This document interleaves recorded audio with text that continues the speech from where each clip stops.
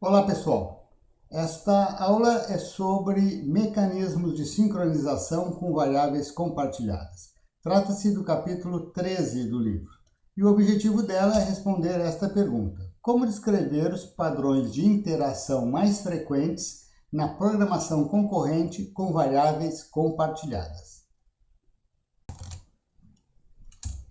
Embora o problema da seção crítica seja de longe o mais frequente que a gente encontra programando de forma concorrente, existem muitas outras situações onde é necessário sincronizar as tarefas de uma maneira mais complexa e o mutex ele não é mais uma solução conveniente para isso.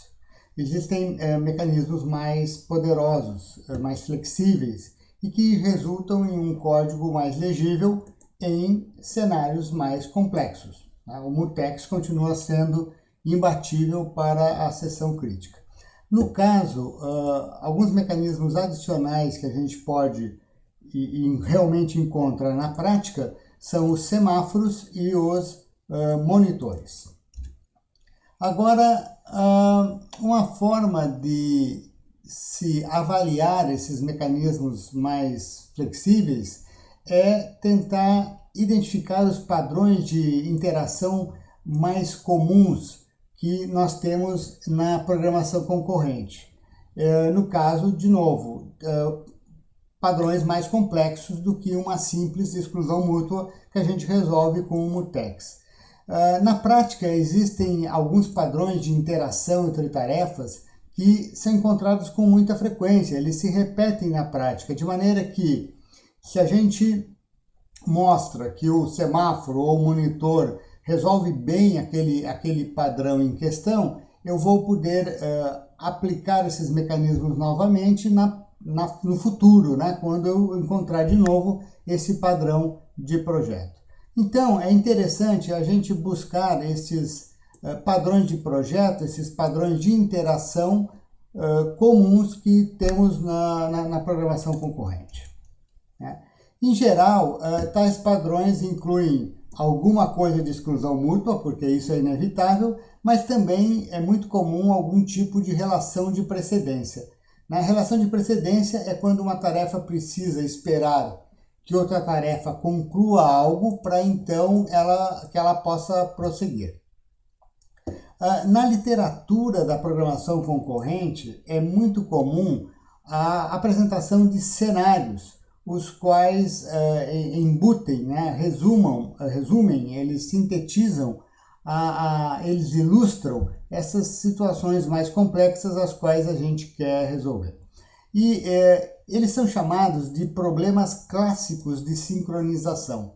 E nada mais são do que padrões de interação entre tarefas no contexto da programação concorrente, os quais são mais complexos que uma simples exclusão mútua, porém são encontrados sim na prática. Nós podemos listar alguns desses problemas clássicos de sincronização. No livro, na verdade, a gente acaba resolvendo só um ou dois deles, mas é interessante a gente ter noção de que eles existem e uma pesquisa mais ampla na literatura, vocês vão encontrar soluções para todos eles. O mais clássico dos clássicos é o problema dos produtores consumidores, ou o problema do bounded buffer. A ideia é que a gente tem um conjunto de tarefas produtoras repetidamente produzindo dados e um conjunto de tarefas consumidoras repetidamente consumindo dados. Dado aqui pode ser qualquer coisa, né? Um inteiro, um string, uma structure, enfim, qualquer coisa.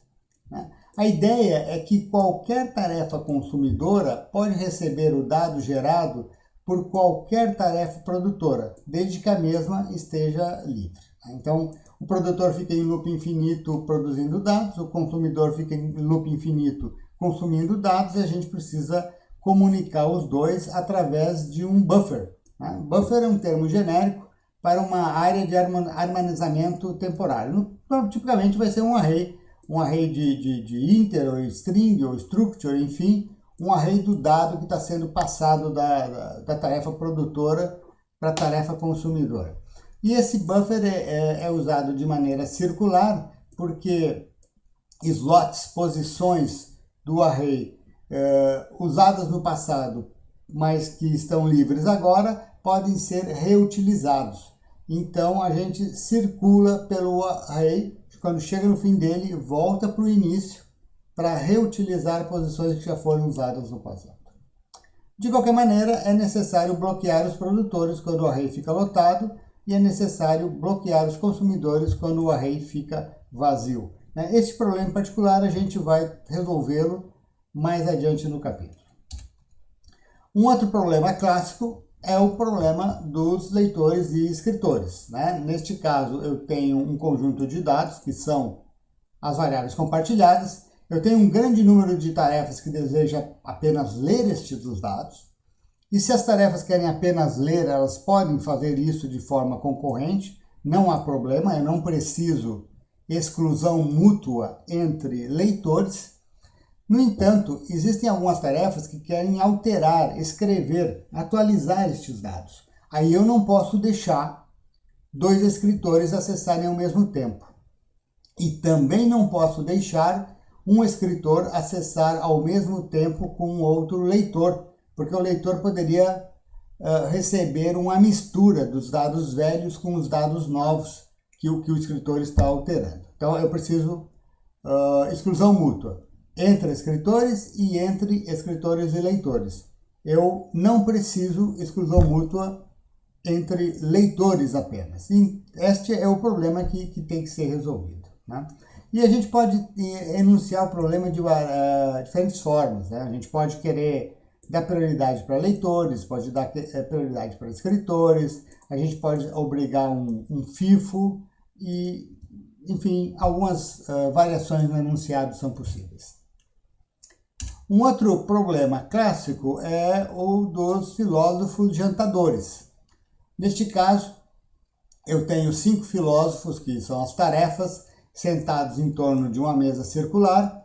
Cada filósofo tem um prato para si à sua frente e existe um garfo entre cada 2 filósofos. Então vocês precisam imaginar que o filósofo tem um prato, tem um garfo à sua esquerda compartilhado com o colega da esquerda, um garfo à direita compartilhado com o colega à direita, e para comer o filósofo precisa dos 2 garfos. Ou seja, se eu, filósofo, estou comendo, estou usando o garfo à esquerda, meu colega à esquerda não pode comer, e estou usando o meu garfo à direita, o colega da direita não pode comer. E é necessário fazer a gestão do uso dos garfos nesse processo, tá certo? A gente imagina que tem uma panela de macarrão no centro da mesa, da qual os filósofos se servem, perfeito? Existem versões, às vezes não é a panela com macarrão, às vezes é a panela com arroz, e não são garfos, são pauzinhos chineses, enfim. O problema então consiste em a gente usar mecanismos de sincronização entre tarefas para impor o uso correto dos garfos. O garfo só pode ser usado por um filósofo de cada vez. Nós não queremos que nenhum filósofo morra de fome, tá certo? Já é difícil viver com o salário de filósofo, mas então a gente aqui não quer que ele morra de fome por não conseguir os garfos que estão ao seu lado. E também eu não quero a possibilidade de um deadlock no meu sistema. Finalmente, o problema do barbeiro dorminhoco. Também é um problema engraçado. Nós temos uma barbearia onde trabalha apenas um barbeiro, que na verdade seria um server, e os clientes chegam para usar o serviço dele. Existe uma cadeira de barbeiro usado pelo cliente que está cortando a barba, e existem algumas cadeiras de espera para os clientes que estão à espera de serem atendidos. Quando não existem clientes, o barbeiro senta na própria cadeira do barbeiro e dorme. Quando um cliente chega, ele precisa acordar o barbeiro dorminhoco, e vocês observam então que é uma relação mais complexa do que uma mera exclusão mútua, E o cliente então ele senta na cadeira do barbeiro para ser atendido. Caso um cliente chegue e o barbeiro está ocupado, o cliente tem que sentar em uma cadeira de espera, e caso estejam todas ocupadas, bom, aí ele vai embora porque a barbearia está cheia demais.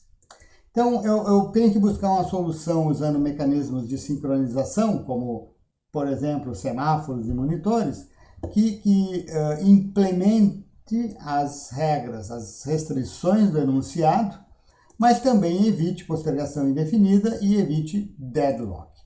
Via de regra, pessoal, o objetivo é sempre composto por 4 aspectos. Primeiro, implementar as regras do enunciado. A partir daí, eu quero evitar postergação indefinida, eu quero evitar deadlock e também um terceiro, um adicional eu quero evitar busy waiting. Eu não quero que nessas soluções uma tarefa fique em loop, gastando o processador de bobeira à espera de um evento. Né? Eu não quero que a tarefa filósofo, a tarefa barbeiro, a tarefa produtor, enfim, qualquer uma dessas fique gastando o processador em espera, ou seja, o busy waiting que nós já estudamos no capítulo 11. O problema da barreira é um problema simples, mas também é bem interessante, né? Existem aqui várias tarefas cooperando através da divisão de trabalho. Eu tenho, por exemplo, um multicore, eu tenho 8 cores, eu pego meu trabalho a ser feito, divido em 8 partes, e cada tarefa vai executar uma destas partes. Porém, de vez em quando, as tarefas precisam trocar dados e colaborarem, elas precisam esperar as threads, as tarefas vizinhas, chegarem em algum ponto, né? Imagine, eu tenho uma grande matriz, eu dividi a matriz em 8 pedaços, cada thread em seu próprio core processa um dos 8 pedaços da matriz, porém, de vez em quando, elas precisam conversar sobre aqueles valores na fronteira entre os pedaços da matriz que cada uma recebeu. Né? Então, a barreira aqui é um ponto de encontro onde todas as tarefas do código precisam chegar e esperar pelas demais, até que todas as tarefas tenham chegado ao ponto de encontro, a barreira, e a partir daí todas voltem a trabalhar. Tá? Esse é o problema da barreira, típico de paralelização de algoritmos. Então, o mutex, a gente viu, é um excelente mecanismo para lidar com o problema da seção crítica. Porém, se nós formos olhar os padrões de interação entre tarefas que nós encontramos em todos estes problemas clássicos de sincronização, a gente percebe que o mutex já não é uma solução conveniente para todos eles. Eu gostaria de usar mecanismos mais elaborados que facilitassem a minha vida no momento de resolver os problemas clássicos de sincronização. E por isso, então, outros mecanismos são necessários.